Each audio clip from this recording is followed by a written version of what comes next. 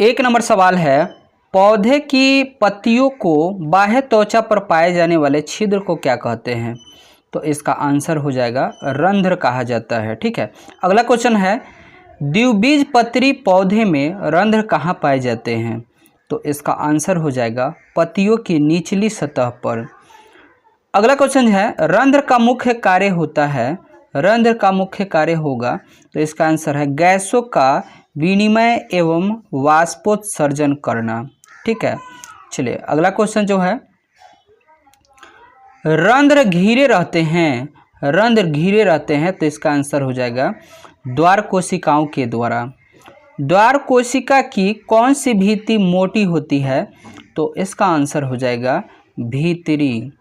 अगला क्वेश्चन जो है, पत्ते की झिल्ली में रंध्रों का अध्ययन करने हेतु किस अभिरंजक का प्रयोग किया जाता है? तो इसका आंसर हो जाएगा सेफ्रेनिन का उपयोग किया जाता है। अगला क्वेश्चन जो है, एक बीज पत्री पौधे की पत्तियों में रंध्र कहाँ पाए जाते हैं? तो इसका आंसर हो जाएगा दोनों सतहों पर। अगला क्वेश्चन जो है, रंध्र प्रायः तब खुलते हैं जब द्वार कोशिका होती है, कैसी होती है? तो इसका आंसर है अस्फीत होती है। अगला क्वेश्चन जो है, हाइड्रीला पौधों में रंध्र कहाँ पाए जाते हैं? हाइड्रीला पौधे में रंध्र कहाँ पाए जाते हैं? तो इसका आंसर हो जाएगा इनमें से कोई नहीं है। ठीक है। अगला क्वेश्चन जो है, द्वार कोशिका अन्य कोशिकाओं से किस रूप में भिन्न होती है?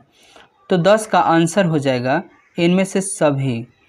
चलिए, अधिचर्मी कोशिकाओं की तुलना में द्वार कोशिका होती है, 11 का आंसर हो जाएगा छोटी होती है। अगला क्वेश्चन जो है, इनमें कौन प्रकाश संश्लेषी अंगक है? तो इसका आंसर हो जाएगा 12 का हरित लवक है। अगला क्वेश्चन जो है, प्रकाश संश्लेषण में सूर्य प्रकाश की भूमिका क्या है? प्रकाश संश्लेषण में सूर्य प्रकाश का क्या भूमिका है? तो इसका आंसर हो जाएगा जल के प्रकाशिक अपघटन में। अगला क्वेश्चन जो है, प्रकाश संश्लेषण की दर इनमें किस पर निर्भर करती है? तो इसका आंसर हो जाएगा प्रकाश के गुण एवं मात्रा दोनों पर। अगला क्वेश्चन जो है, अगर किसी पौधे की पत्तियों को काले कागज से पूर्णतः ढक दिया जाए तथा सूर्य प्रकाश में छोड़ दिया जाए तो क्या होगा? तो 15 का आंसर हो जाएगा ग्लूकोज का संश्लेषण रुक जाएगा। अगला क्वेश्चन जो है, प्रकाश में प्रकाश संश्लेषण की दर काफ़ी घट जाती है, क्योंकि इसका आंसर हो जाएगा क्लोरोफिल के अणु हरे प्रकाश को परावर्तित कर देती है। अगला क्वेश्चन जो है, पत्तियां हरी होती है क्योंकि तो 17 का आंसर हो जाएगा हरे प्रकाश का अवशोषण नहीं कर उसका परावर्तन करती है। अगला क्वेश्चन जो है, निम्नलिखित में किस जैव रासायनिक प्रक्रिया द्वारा वायुमंडल में ऑक्सीजन और कार्बन डाइऑक्साइड के बीच संतुलन बना रहता है? तो इसका आंसर हो जाएगा श्वसन और प्रकाश संश्लेषण। इसका आंसर हो जाएगा दोनों।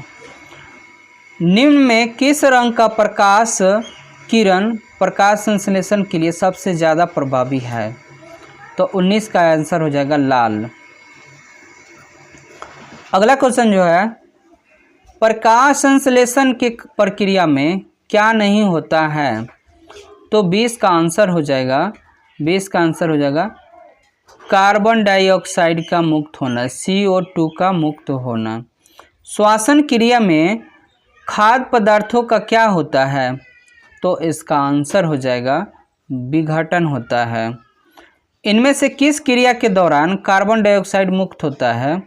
तो इसका आंसर हो जाएगा श्वसन में। अगला क्वेश्चन जो है, ग्लूकोज के पूर्ण ऑक्सीकरण से क्या मुक्त होती है? तो इसका आंसर हो जाएगा निम्न में सभी। ऊर्जा भी उत्पन्न होगा, कार्बन डाइऑक्साइड भी होगा और जल भी निकलेगा। अगला क्वेश्चन जो है, एक अणु ग्लूकोज के पूर्ण ऑक्सीकरण से उत्पन्न एटीपी के अणुओं की संख्या कितनी होती है? तो इसका आंसर हो जाएगा 38 होती है।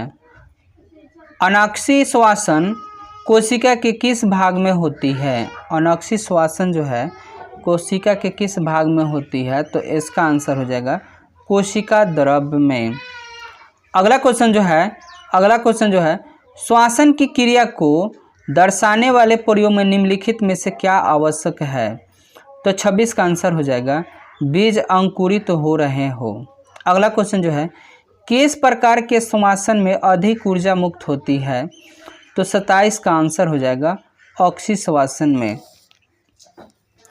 अगला क्वेश्चन जो है, एटीपी का पूर्ण विस्तार क्या है? इसका आंसर हो जाएगा 28 का एडिनोसिन ट्राइफॉस्फेट होता है। अगला क्वेश्चन जो है किण्वन निम्नलिखित में से कौन सी प्रक्रिया है? तो किण्वन निम्नलिखित में से अनॉक्सी श्वसन क्रिया है। निम्नलिखित प्रक्रियाओं में सबसे ज़्यादा ऊर्जा किसमें मुक्त होती है? तो 30 का आंसर हो जाएगा ऑक्सी श्वसन में। अगला क्वेश्चन जो है, निम्नलिखित में कौन सी क्रिया सभी जीवों के लिए अनिवार्य है? तो इसका आंसर हो जाएगा श्वसन। चलिए अगला क्वेश्चन जो है, अनॉक्सी श्वसन के फलस्वरूप कौन सी गैस मुक्त होती है? तो इसका आंसर हो जाएगा कार्बन डाइऑक्साइड। निम्न कौन अलैंगिक जनन की विधि है? तो 33 का आंसर हो जाएगा इनमें से सभी है। अगला क्वेश्चन जो है, इनमें किस जीव में द्विखंडन जनन के द्वारा सबसे सामान्य विधि है? जनन की सबसे सामान्य विधि है।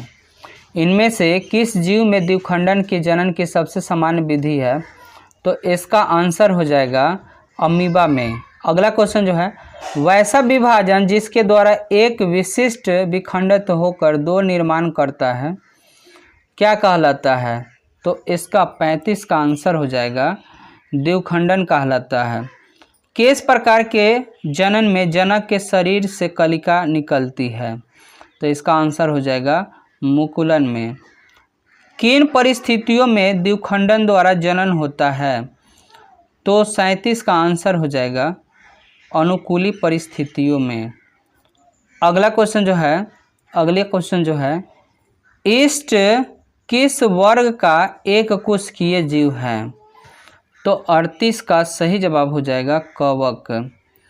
ईस्ट के शरीर से निकलने वाला मुकुल किस प्रकार का होता है? तो इसका आंसर हो जाएगा एक कोशिकीय या बहुकोशिकीय। इनमें से किस प्रकार के जनन में जनक के शरीर का अस्तित्व बना रहता है? तो इसका आंसर हो जाएगा मुकुलन। अगला क्वेश्चन जो है, निम्नलिखित में से किसमें द्विविभाजन नहीं होता है? तो इसका आंसर हो जाएगा हाइड्रा में। अगला क्वेश्चन जो है, मुकुलन के केंद्र का निर्माण किस विभाजन के द्वारा होती है? तो इसका आंसर हो जाएगा समसूत्री विभाजन के द्वारा।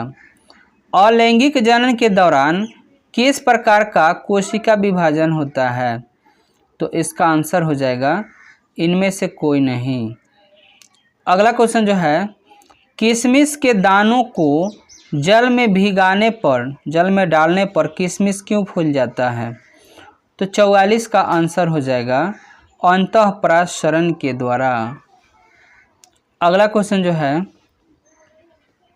अगर फूले हुए किशमिश को शर्करा के सांद्रित घोल में डाला जाता है तो क्या होगा?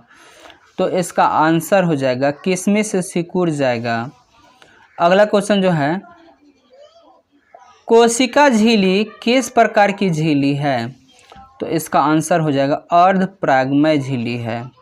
अगला क्वेश्चन जो है, परासरण की क्रिया जल में विसरित होती है तो इसका आंसर हो जाएगा अपने अधिक सांद्रता वाले क्षेत्र से कम सांद्रता वाले क्षेत्र की ओर। अगला क्वेश्चन जो है, अंतः परासरण की क्रिया होती है जब कोशिका को रखा जाता है, तो इसका आंसर हो जाएगा अल्प परासारी विलयन में। अगला क्वेश्चन जो है, फूले हुए किशमिश को शर्करा के सांद्रण में रखने पर यह किस क्रिया के द्वारा सिकुड़ता है? तो इसका आंसर हो जाएगा बाह्य परासरण के द्वारा।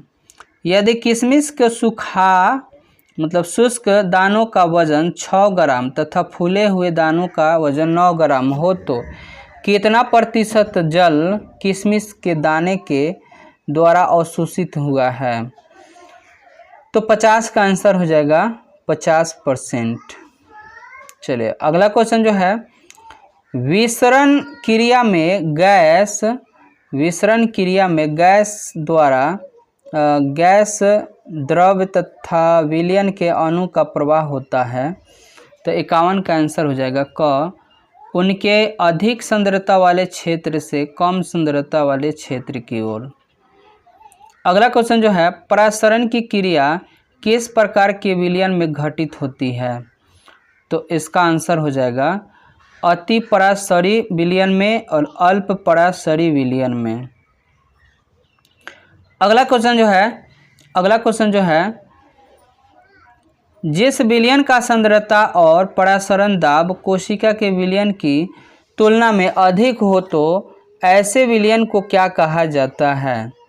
तो इसका आंसर हो जाएगा अति परासरी विलयन। अगला क्वेश्चन जो है, यदि एक कोशिका को ऐसे विलयन में डालें जिसका परासरण दाब कोशिका रस के परासरण दाब से अधिक हो तो क्या होगा? तो इसका आंसर हो जाएगा जब कोशिका से बाहर निकलेगा, जल जो है कोशिका से बाहर निकलेगा। अगला क्वेश्चन जो है, किशमिश के दानों का जल में रखने पर जल किस रूप पर कार्य करता है? तो इसका आंसर हो जाएगा 55 का, अल्प परासरी विलयन के। अगला क्वेश्चन जो है, निम्नलिखित क्रियाओं में किसमें अर्धपरागमय झिल्ली की आवश्यकता होती है? तो इसका आंसर हो जाएगा परासरण में।